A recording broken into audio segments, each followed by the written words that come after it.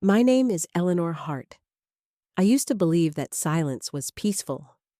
Now I know, sometimes silence is just what's left after everything breaks. I'm 35, a freelance illustrator. Or I was. I haven't touched a pencil in months. The last thing I drew was a birthday card for Leo.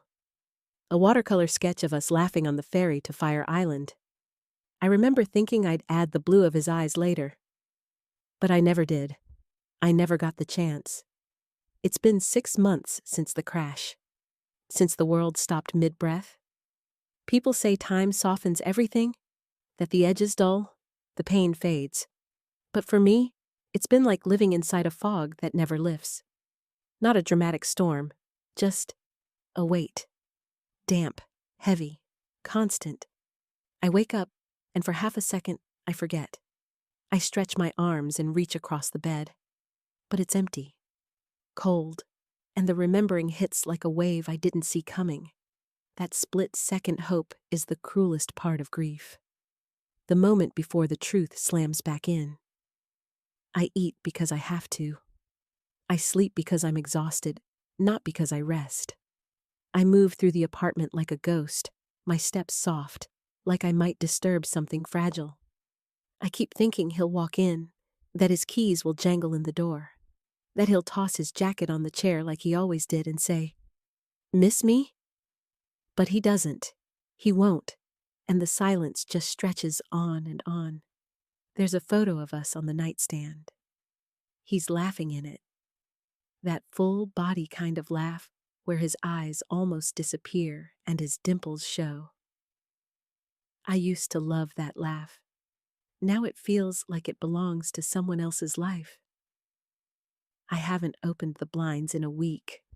People keep reaching out. My sister Sarah, my mother, even Rachel from the studio. Voicemails stack up like unopened mail. They all sound the same, concern painted over obligation. "We miss you. Just checking in. You need to eat something." I listen to every one of them, and then I delete them all. Not because I don't care, but because I can't handle what caring feels like right now. I used to love people, their stories, their messes, their noise. Now, even kindness feels too loud, like it might crack something fragile I'm holding together with invisible thread. Yesterday, I walked to the corner cafe. Just to try. I stood outside the door, hand on the handle, heart pounding like I was about to rob the place. I saw couples laughing, the barista singing along to something cheerful, and I turned around. I couldn't do it. Not yet. Maybe not ever. I told myself I just wasn't hungry. That's a lie. It's not about hunger. It's about the ache. The space at the table that used to be filled. The empty seat across from me where Leo would pull faces at his cappuccino foam until I laughed. How do you sit across from that kind of silence? I go home. I make toast. I burn it. I eat it anyway. There's comfort in going through motions. Mechanical living. Fold the blanket, brush your teeth, check the mail. I don't open the mail anymore. There's a hospital bill I know is still sitting in there. The one marked final notice. Ironic. My therapist says grief comes in waves. But what if mine never recedes? What if I'm not in the water, but buried beneath it? What if I've built walls around myself so thick that even light can't reach? It was a drawer I hadn't opened in months. Not out of neglect, out of fear. Leo's desk still smells like him. That strange mix of cedar, ink, and peppermint gum. I opened the top drawer to grab a pen. That's all I wanted. A pen. But instead, I found the envelope. Cream-colored, no stamp. Just my name on the front. His handwriting. God, I recognized it instantly. He always curled the lowercase e too much. Used to drive his editor crazy. My fingers went cold. I didn't open it. I just stood there, holding this tiny piece of time, like it might shatter in my hands. It had weight. Not the paper, what it meant. Was this his goodbye? A secret? A confession? What if it said something I couldn't handle? What if it didn't say anything at all? I carried it with me all day, moved it from the kitchen to the living room, then to the bedroom. I couldn't put it down, and I couldn't open it either. At one point, I caught myself whispering to it, like it was him. Leo, what are you trying to tell me? No answer. Just the silence of old paper and the hum of a refrigerator that sounds louder when you're alone. I left it on the coffee table. It sits there like a presence now. A ghost. With my name on it. It's been sitting on the coffee table for 3 days now. I walk past it over and over again. Each time, it feels heavier, like it's absorbing the silence, becoming part of the room. Sometimes, I stare at it from the hallway. I tell myself, just pick it up. Other times, I pretend it's not there, as if ignoring it might make it disappear. But it doesn't. It waits, like it knows I'm not ready. This morning, I did something strange. I called Sarah. I hadn't spoken to her in weeks. I don't even know why I did it. Maybe because the silence started feeling too loud. Maybe because I needed to hear someone say my name. Her voice, it sounded surprised, then soft, like I was glass. Like if she spoke too loudly, I'd crack. We didn't talk about it, or about Leo, or the letter. We talked about nothing. The weather, the neighbor's new dog, how she burnt the toast again, and somehow, that nothing was everything. I didn't cry, but I almost did. When she said, "It's okay, you don't have to say anything. I'm just glad you called." I held the phone long after we hung up. Let the warmth of her words linger. It didn't fix anything, but for the first time in a while, the weight didn't crush me. Today, I went outside, not far. Just the park down the street, the one Leo loved. I told myself I was just going for a walk. For air, for sunlight, for something other than the four walls of my apartment. But I ended up sitting under that tree, the old oak by the pond. I watched a little girl chase pigeons, saw a man in a blue suit spill coffee on his tie. The world kept spinning. It was loud. Too loud at first. Every laugh, every footstep felt like static. Like I was underwater and the surface was too bright. But then, a breeze, software warm, the kind Leo used to call ice cream weather. So I bought one. Strawberry, his favorite. It melted too fast, dripped down my wrist. Made a mess, but it was sweet. And for a moment, just a moment, I remembered what that felt like. I wasn't healed. I wasn't whole. But I was awake. Tonight, I opened it, the envelope. It had waited so patiently, like it knew I wasn't ready before. But something shifted today. Maybe the sunlight, maybe the strawberry, maybe the silence was just too heavy to carry one more night. My hands were shaking. I nearly ripped it. It was only 2 pages. Just 2. He wrote about nothing. The neighbor's cat. A dream he had about floating through space. He made a list of books he wanted us to read together. And at the end, just one sentence. No matter what happens, my love, always remember to choose joy. Not be happy, not move on, just choose. As if it were a decision I had the power to make. I cried. Not like before, not loud, not curled on the bathroom floor. These were soft tears, warm ones, like rain, not thunder. I whispered, thank you, to him, to the universe, to myself. And for the first time in months, I slept with the window open. I woke up before the alarm today. The air felt different, lighter, not gone, but changed. I stood by the window barefoot. The street was quiet, but not hollow. Just quiet, I made coffee. Real coffee. Ground the beans, boiled the water, like Leo used to do on Sunday mornings. The smell filled the kitchen. It smelled like him. And I didn't flinch this time. I took my cup to the window. The sun hadn't fully risen yet. Just a pale promise above the buildings. I whispered, "Okay." One moment of joy. Then I stood there, cradling my coffee, letting the warmth soak into my hands. No phone, no music. Just morning and breath and me. There's a corner cafe 2 blocks away. We used to go there on Thursdays. After groceries. Leo always ordered chamomile tea, said it made him feel century-old wise. I haven't been back. Not since. But this morning, something shifted.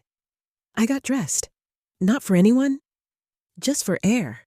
For the sun. I stepped outside. The door closed behind me with a soft click. It sounded final and new, like punctuation. Each step felt strange, like I was walking on a movie set of my old life. The air smelled like cut grass and burnt toast. I passed a mother tying her kids' shoelaces. She smiled. I smiled back, and it didn't feel like a lie. When I reached the cafe, I paused. The chalkboard still said, "Try the lavender scone." Of course it did. Some things don't change. I stepped in, ordered chamomile. Just 1 cup. For me. It tasted like him. It tasted like peace. There was a jacket, dark green, waxed canvas. Leo wore it every fall. Still hung by the door, like he might need it, like he might come back for it. I used to touch the sleeve sometimes, just in passing. A ritual I never spoke aloud. But last night, I stood in front of it, not as a grieving woman, but as someone ready to do something brave. I slid it off the hook, felt its weight, still smelled like wood smoke and peppermint, folded it neatly, laid it in a box. There's a shelter 2 neighborhoods away. Men sleep on cold benches, shoulders curled inward like question marks. I walked there this morning, didn't say a word, just handed over the box. The volunteer asked, "Is this for someone?" I said, "It was." And I left, lighter. Not because I gave something away, but because I finally knew I could love him and still let go. The apartment was quiet today. Not heavy, just still. I made tea, washed the same cup twice, and then I opened the closet. There was a sketchbook, tucked behind winter coats and a box of tangled chargers. The one Leo gave me 2 birthdays ago, still wrapped in the paper he chose. Handmade, with tiny pressed violets. I don't know why I reached for it. Habit, maybe. Hope, maybe. Or just the silence asking to be filled with something other than ache. I sat at the table, turned to a blank page, held the pencil like it might burn me. It felt heavier than I remembered. At first, I just drew lines, circles, shadows, letting my hand move without asking why, without needing it to be good. And then, his face began to form, not smiling, not posing, just looking back at me. I didn't cry. I didn't panic. I just kept going. The page took him gently, as if it had been waiting too. And when I finished, I closed the book. Didn't sign it, didn't name it. But for the first time, it didn't feel like saying goodbye. It felt like, hello, again. I took the train today. First time in months. The city looked different, or maybe I did. I wore the scarf Rachel gave me last Christmas, the yellow one. Leo used to call it my sunshine armor. I'd forgotten how it felt, being seen. The studio was the same chipped teal door, the same scent of coffee, paint, and linseed oil. It hit me like a memory, not painful, just sharp. Rachel looked up when I walked in. Her eyes widened, but she didn't rush. Didn't say, finally, or I was worried. Just smiled and said, "Hey, Elle." It almost broke me. That softness, that normal. She handed me a mug. Same chipped rim, same peppermint tea. We didn't talk about anything heavy. She told me about a new commission, a mural on a school wall. She laughed about her dog eating a whole roll of masking tape. I nodded, sipped my tea, and let the world be simple for a while. Then she asked, "Want to see what I've been working on?" I hesitated, then followed her, back into the space where I used to live in color. The easel stood by the window, canvas half finished, bold, messy, alive. I didn't pick up a brush. Not yet, but I stood there and let it pull me in. For the first time, I didn't feel like an intruder in my own life. I felt like someone who might stay. I took the ferry today. Fire Island. The place where we laughed, really laughed, where I last drew Leo's eyes. Never finished them. It felt like walking into a photograph. Everything was the same. The wooden dock, the faded ticket booth, the man with the sun hat who always waves too much. The ferry groaned as it pulled away. Salt air hit my face. Sharp. Honest. Like it didn't care if I was ready. I sat near the back. Same spot we always chose. The wind tugged at my sleeves like a memory trying to hold on. I didn't cry, but I remembered everything. His laugh echoing off the water. The way he counted seagulls like they were sacred. How he said my freckles looked like constellations. I used to roll my eyes. But I loved it. At one point, I reached into my bag, pulled out the sketchbook, turned to a fresh page. And this time, I didn't draw him. I drew the boat, the dock, the horizon. I drew where we were, and where I was now. It wasn't a goodbye, not exactly. It was a chapter. Marked, folded at the corner. Something I could return to, but not live inside anymore. And as the boat rocked gently against the dock, I whispered, "I'm still here, Leo, but I'm not lost." I was cleaning the inbox today, the one I ignored for months, hundreds of unread emails, newsletters, bank alerts, life, continuing without me. And then I saw it. An audio file sent months ago, from Leo. Subject line, "Don't forget this." I stared at it, mouse hovering, afraid to press play, afraid not to. But I did. Hey, Elle, you left your headphones in my bag again. Also, remind me to buy more peanut butter, and if you're listening to this someday, when I can't remind you in person, just know you make the ordinary feel like magic. The message was short. Messy. Unfinished. Like life. But it was him. Not a goodbye. Not a lesson. Just a tiny piece of our normal, still echoing. I saved it, put it in a folder labeled Real. And for the first time, I didn't feel haunted. I felt held. Leo may be gone, but he didn't vanish. He stayed, in brushstrokes, in ferry rides, in peanut butter reminders, in the voice that said, "You make the ordinary feel like magic."